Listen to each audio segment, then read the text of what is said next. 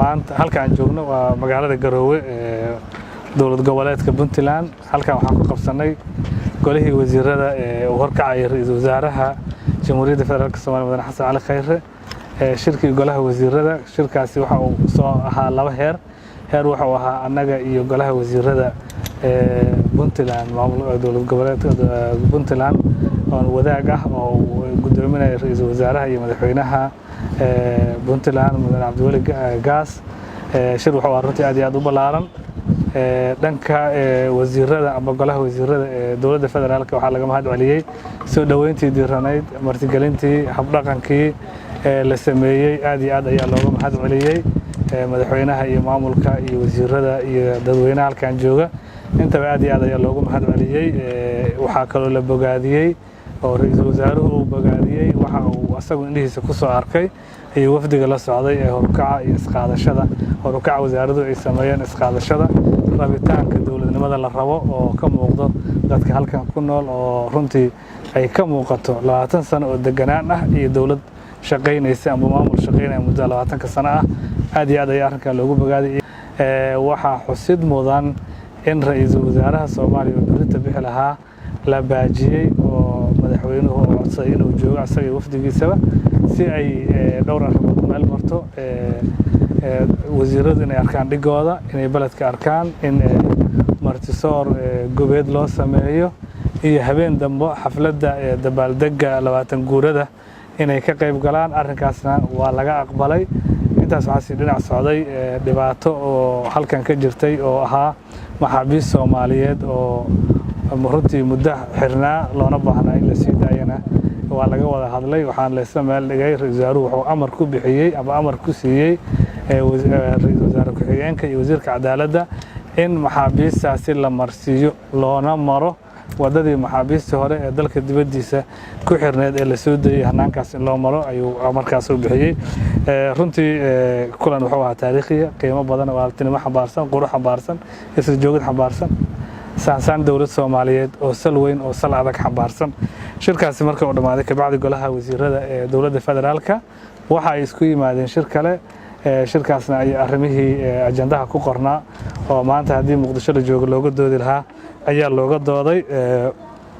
wasiirka amniga ayaa warbixin laga dhageystay xaaladihii ugu dambeeyay. waxay dowladda Soomaaliya cambaaraysay faldambiyeedkii Bohol ka dhacay ee dadka Soomaaliyeed sharafta lagu dilay dilkii saakita magaalada Muqdisho ka dhacay dadaan waxba galabsan lagu dilay. arrimahaasna runtii hay-adan amba ururka u dhisan duminta iyo dirarta iyo mashaakilaynta ayaa lagu eedeeyay laguna dhaleeceeyay hay-adaha nabadgelyadu u xil saaran yihiin inay wax ka qabtaan. waxaa kale oo la soo hadal qaaday tacadiyo ka dhaca xuduudda Soomaaliya iyo gobolka Gada aan iraahdee kadib markii Kenya xaggeeda xooga ka yimid ay dhibaato ka geysteen oo ay burburiyeen hanti ilaahayeen sharikadaha isgaarsiinta oo runtii aan ahayn hanti la burburiyo kaliya laakiin dadkii Soomaaliya meesha ku noolaa adeeg muhiim u ah oo halbowlo ah oo ismaqalka isgaarsiinta kaliya aan ahayn xataa habdhaqanka maaliyadeed ay ka dhaawaceen. arrinkaas ra'iisul wasaaruhu wuxuu amar ku bixiyay in baaritaan lagu sameeyo. wasaaradda ayuu xil saaray guddiga uu xil saaray ra'iisul wasaare ku-xigeenka uu hogaaminayo oo wasaaradda warfaafinta ay qayb ka tahay. kulanka dambana laga soo saaro si dowladda Soomaaliya markay arrinta hubsato iyo heerka ay gaarsiisan tahay ay uga gaarto go'aan arrinkaasi aanu mar kale kuna soo noqonayn dhibanayaashina dhibka looga qaado oo ay magdhow iyo ku helaan markii aan ogaano ka bacdi cidda arrimahaas ka dambeysay. intaas ka bacdi waxaa la meel mariyay dhowr sharciga ugu horeeyay wuxuu ahaa isxilqaan hanaan la yiraahdo. isxilqaan macnaheedu waxa waaye dowladda Soomaaliya ama ummadda Soomaaliya waxaa ku soo foole munaasabad aad taariikh u ah oo ku aadan 2020 maalinka oo dowladda Soomaaliya ay noqonayso dowlad 60 jirsatay. marka muddada ka harsan ayaa waxaa loogu talagalay in la sameeyo dadaal la yiraahdo isxilqaan oo qofka Soomaaliya saacado waqtigiisa kamida iyo qayb xoolihiisa kamida oo ku bixiyo wax dalkiisa wax tarayo amba ha noqoto bilicdo la hagaajiyo amba ha noqoto dadka oo la taakuleeyo ama tacliinta wax laga qabto ama meelo dunsan oo la dhiso ama mashaariic la hirgeliyo marka faahfaahintiis dib ayaa laga soo sheegi doonaa laakiin sharcigaas isxilqaanka la yiraahdo asagana waa la meel mariyay dhanka kale dadka Soomaalida waxa dhibaato ka haysataa isticmaalka shilinka Soomaaliga ah oo runtii aad iyo aad u duugoobay oo waayay hanaankii lacagaha lagu xanaanay jiray taasna waxa laga hadlay in dawladda Soomaaliya ay lacag soo daabici doonto lacagtaasna shuruudihi ay ku soo daabacan kartay oo dunida ay la ogeeday markaan soo dhameystiratay lacagta markii la soo daabacana wax ugu horeeyo oo laga qabanayo ay tahay lacagta hadda dadka Soomaalida gacantooda ku duugowday in laga bedelo laakiin waxa xusid mudan lacagta dadku ay haystaan waa la wada bedeli doonaa waxaa loo bedeli doonaa hal ayaa loo bedeli doonaa isla markaasna waxaa la isla meel dhigay maamul goboleedyada dawlad goboleedyada iyo Soomaali dacal ila daraf in aanay dhicin lacag been ah in la abuuro bangiga dhaxana waxa uu ka warqabaa lacagaha hadda yaalo asaanta ay leeyihiin nambarada ay leeyihiin tirada ay leeyihiin lacagta la soo daabaca wajigeeda hore wuxuu noqon doonaa lacag loogu talagalay in lacagta hadda taalo dadku ay isticmaalaan oo xoolahooda ay ku jiraan dhididkooda lagu bedelo mid ay qaadan karaan ay isticmaali karaan ay keedsan karaan ay wax ku iibsan karaan oo kalsooni adduunyada ka haysato taas haddana waxay ahayd lacagta markii laga hadlay dhanka kale sharci kale ayaa la meel mariyay oo leeyahay sharciga hantidhawrka guud hanaanka uu shaqeyn doono taas oo muhiim u ah aaminaad dalka Soomaaliya la aamino iyo wax ka qabashada hanaanka musuqmaasuqa lagula dirirayo ama musuqmaasuqa in wax laga qabto asagana waa la meel mariyay tubta dhaqaalaha barnaamij la yiraahdo oo faahfaahintiisa aad heli doonaan dadku oo meediyo uu soo gudbi doona asagana waa sharciga asagana waa la meel mariyay arrinka tukaraq dagaalada ka jira ugu horeyn colaadahaas markay ay bilowdeen dawladda Soomaaliya isla daqiiqadii ama saacadii ugu horeeyay waxay isku dayday inay wax ka qabato dadaalo badan oo aan kala go'ol lahayn oo ilaa iyo maanta socda ayay sameysay madaxweynaha iyo ra'iisul wasaaruhu dadaal ay labada qaybood ay la xiriireen ayay sameeyeen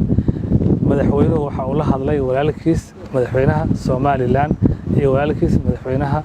Puntland waxa uu kala hadlay dagaalku in la joojiyo la nabadeeyo xaaladdu ay ku noqoto intaan xabadu bilaaban ka hor sida ay ahayd dadkaasi waxay baahida ay u qabaan ay tahay oo ugu weyn inay nabad helaan oo nabad waarta meesha ay ka dhacdo runtii dawladda Soomaaliya waxay u aragtaa arrinkan inuu opposite ku yahay la jaanqaadka dadka Soomaalida iyo dawladda Soomaaliya la rabo inay la jaanqaadaan dabaysha nabadeed bariga Afrika iyo geeska Afrika dilaacday oo dawladihii ay laba shay ku howlan yihiin inay khilaafaadkii ama colaadihii gudahooda ka jiray ay joojiyaan iyo isashadii dawladuhu dhexdooda iska haysteen dawladaha kale ay haysteen in laga gudbo waxa ayna noqoto waxa lagu baratamayo horumarka dhaqaale ganacsiga maxaan ku yiraahdaa horukaca arrimahaas lagu baratamayo inay Soomaaliya ka qayb qaato dagaalkan iyo kuwa la midka ah caqabad ay ku yihiin ummadda Soomaaliya inay jaalkooda dadka iyaga jaalka la la jaan qaadaan oo ay la tartamaan ay kor isaagaysaa marka si buuxdo ay dawladda Soomaaliya waxay u leedahay madaxweynuhu arrimihii oo kala hadlay walaalihiis waa inay meel maraan dadka Soomaalidan ay helaan oo goobaha ku nool nabadgelyo deganaansho arrinkan lagu celiyo intaan xabadu bilaaban sida uu ahaa intaas kadib dawladda Soomaaliya waxa ka dhaweysan oo diyaar ay u tahay inay wax ka qabato ficiladii colaada wixii ka dhashay sidii lagu toosin lahaa haddii ay noqon lahayd dadkii ku dhintay oo dadkii ay ka tageen wax la taro dadkii ku dhaawacmay oo la daaweeyo iyo hantidii ku burburtay oo dawladda Soomaaliya inta karaankeeda ay ka qabato gaar ahaan iyadoo la kaashanayso saaxiibadeeda wadamada ay saaxiibada yihiin wadamada ay walaalaha yihiin hay'adaha arrimaha noocan oo kale ka shaqeeyo iyadoo la kaashanayso in arrimaha wax ka qabato ay diyaar u tahay ugu dambeyn dagaalku si ma socon kari waa inuu joogsadaa waa in dadaalkii madaxweynaha iyo waalihiis waxay ku wada meel ku wada hadleen ay meel maraan